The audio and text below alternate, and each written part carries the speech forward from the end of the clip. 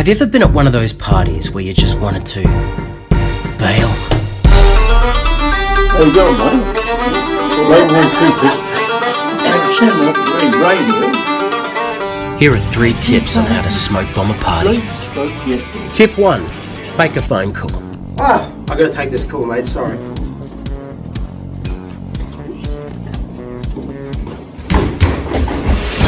And if that doesn't work, I don't believe that. then try tip 2.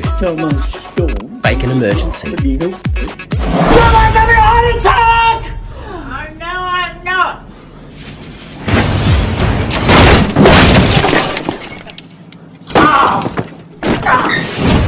And if all else fails, then you just gotta Smoke bomb.